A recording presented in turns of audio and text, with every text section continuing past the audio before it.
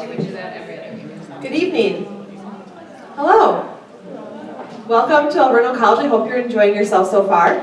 My name is Megan Walsh. I am our Director of Alumni Engagement. Alumni AE because we're a women's college, so I get to have the problem of explaining to my parents that I'm not saying alumni wrong, I'm saying alumni on purpose, so I wanted you all to know. So I am here with a wonderful panel of recent graduates of Alverno College, and our hope today is to sort of give you a little look into the future as you consider sending your daughter to Alverno College, or daughter or niece or friend or sister or whoever is in the next room to Alverno College. We want you to be able to see what it looks like on the other side. So I hope you'll enjoy our panel of really strong and intelligent and very capable women who are out there working, putting their Alverno degrees to work for them. So without further ado, I will introduce our panelists. So sitting right next to me is Joanna Bouch, class of 2017. Joanna was a professional communications major, and she currently is the media relations and event coordinator at the United Community Center. She also, just like a couple weeks ago, won an award from HPGM. She's the, it was Rising Star, right? Rising Leader, so congratulations, Joanna. Next to her is Candace Hill, class of 2016. Candace's major was nursing, so you won't be surprised to hear that her current role is a public health nurse with the city of Milwaukee. Next to her is Jordan Mason. Jordan graduated in 2018, and her major was English. And currently she is in graduate school at Marquette University's Student Affairs and Higher Education program. I know a lot of people have questions about how Alverno degrees translate to graduate school, so Jordan is a great person for those sorts of questions. Next to her is Bridget Palm, class of 2012. And Bridget's major was English, or double major actually, English and philosophy. And currently she's the owner of a brand management agency that works with manufacturing companies. Next to her is Adrian, is it Salabert or Salabert? I always say it wrong. Oh, it's not fine either way. How do you say it? Okay, Salabert. And she graduated in 2015. Her major was community leadership and development, and currently she is a rehab specialist / SOAR caseworker at Justice Point. And finally is Lena Scheibengruber, class of 2013. Lena double majored in mathematics and global studies, which sounds like a really fun double major to me. And her current role is senior financial aid counselor and VA certifying official at the Milwaukee School of Engineering. So a really robust group of majors and careers and just women. So I'm excited to introduce them all to you. So if I could start with my first question. So, Candace, if you don't mind kicking this off, if you could tell the room what is the first thing that you always tell people when they find out that you went to Alverno College? I think the first thing is, when they hear the word Alverno, they think of the all-women's college, and that's kind of the reputation that we have. But the main thing I've noticed is I usually also tell people that it was really a challenging school, and it was a good experience to go to. And then what I've also noticed is people know this school to have like a reputation, to have very talented alums. We have a really good reputation in the community for our alums, and that's like what we're known for. So. I usually tell folks when they ask me about Alverno, I always say it's the best decision I ever made. Period. Best decision I ever made was coming to Alverno College.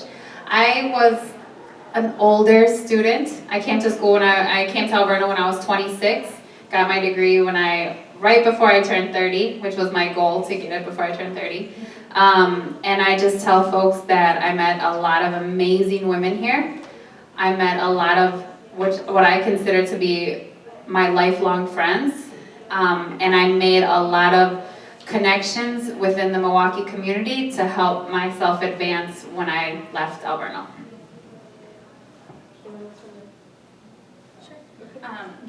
When I talk to people about Alverno, I always mention our ability-based curriculum and how our classes help us cultivate and utilize our abilities moving forward. I think sometimes the fact that we're a women's college is talked about more than our revolutionary ability-based curriculum. And I'll just add to that. It's a good One of the things that comes up often, because I have one of those dreaded degrees that makes parents shudder, which is philosophy and English, I tell people that I don't regret my education at all whatsoever. It is something that I'm really proud of in my life, and it's something that even though I have 2 liberal arts degrees, it's something I use literally every day in my career. And I know that that's because of the education that I got here, not necessarily that I would have had the same experience, and I don't know that I would feel the same if I had gone to a different school.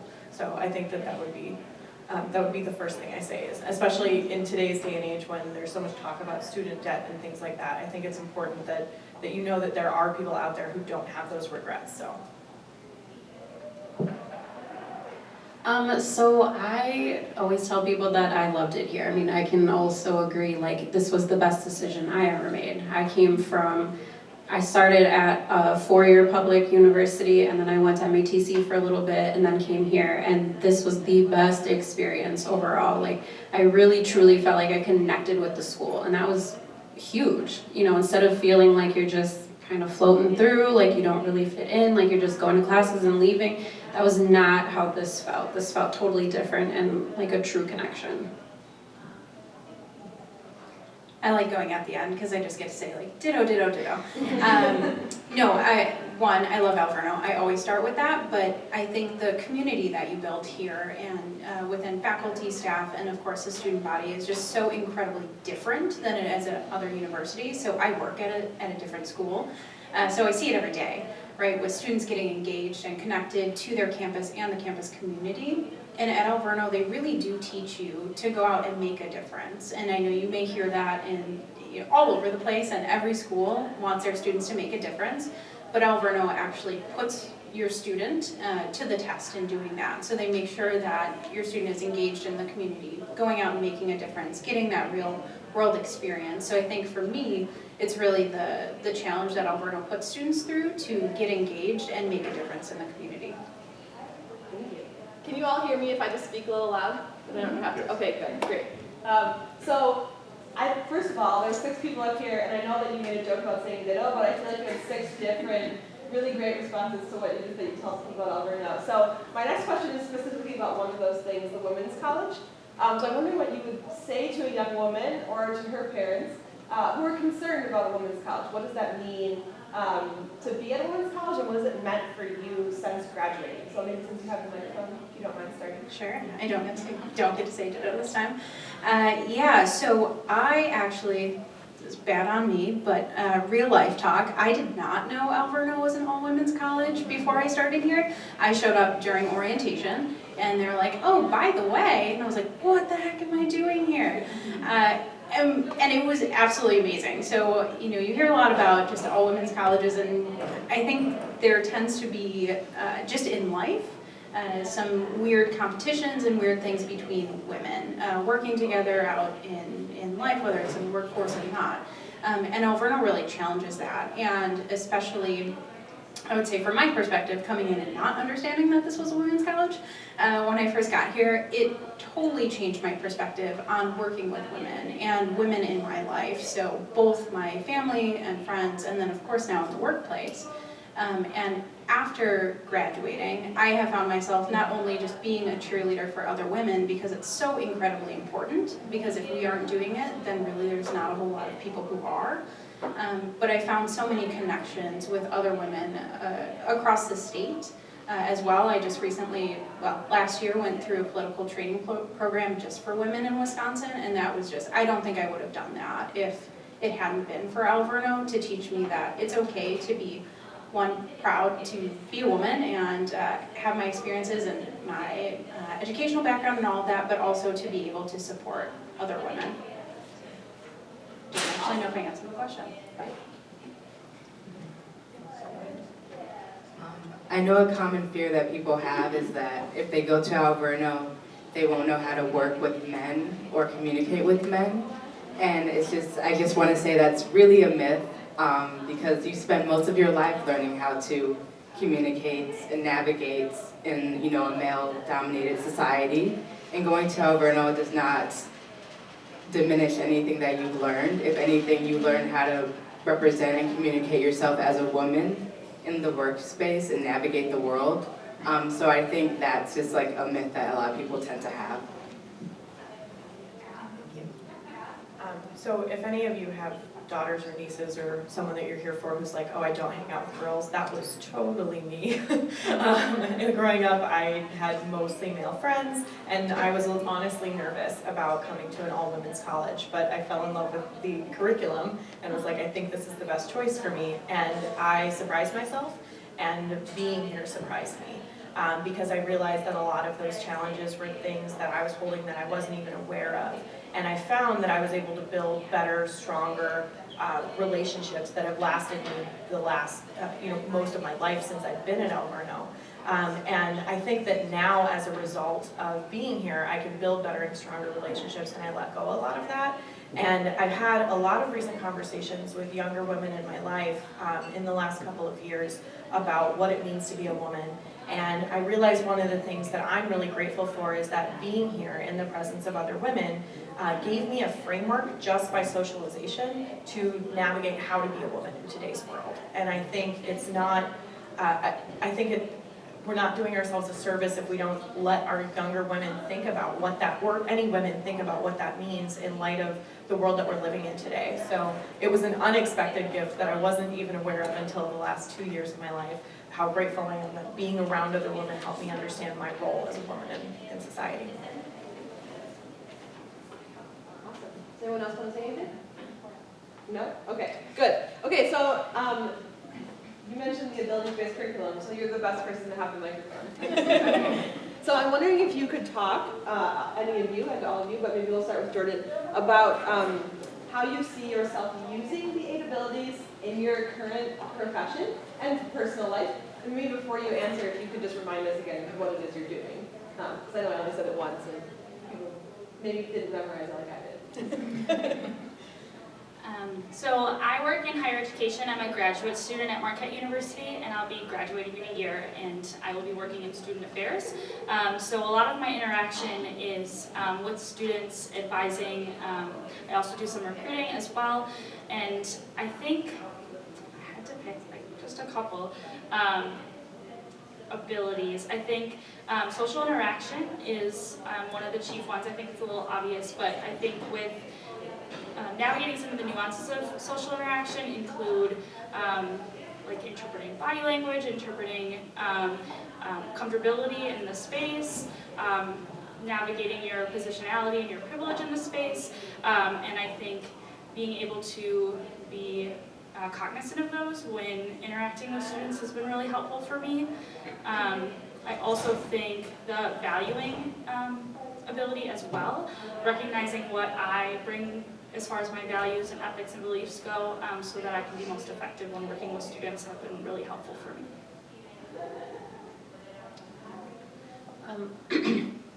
Sorry, so again, I work for a nonprofit, and in my position, I work face-to-face with our consumers, and I assist them through the Social Security application process. So part of what I do is collect their story. And so I say that because communication has been huge. It's not only just being able to talk with them, it's being able to listen and to be really present. And I received some feedback from one of my consumers recently who's like, thank you for telling me, thank you for sharing. Like, it builds trust. And helping them navigate through the things that they're sharing with me, because sometimes we talk about things that are really difficult. They're things that they don't talk about with just everybody. So communication has been huge with the consumers I work with, but also again, like working with other people within our agency. I have to connect with our care coordinators. I have to connect with outside providers and Social Security and other people. So again, like I said, communication, huge. So I own a brand management agency for manufacturers, which Jordan rightly asked, what does that mean? And I do a lot of work with manufacturing companies on how to get into the digital world. And right now, for them, that means talent. There's a big shortage in the industry. But what I'm doing is I'm working with leaders at manufacturing companies to help them figure out how to attract new talent and what they're looking for. And one of the things that we've realized is there is a huge gap between what people are putting on job descriptions and what they actually need in a position. So I actually talk about Alverno's 8 abilities to most of the companies that I work with as a good framework for what you're actually looking for in an employee, because it's things like problem solving, the ability to analysis, understanding of valuing, understanding of your role in the world. And these are things that are going to help somebody in any position, regardless of what the position is, grow into a person who can become a leader, a person who can grow, understand, and define their career values and recognize opportunity.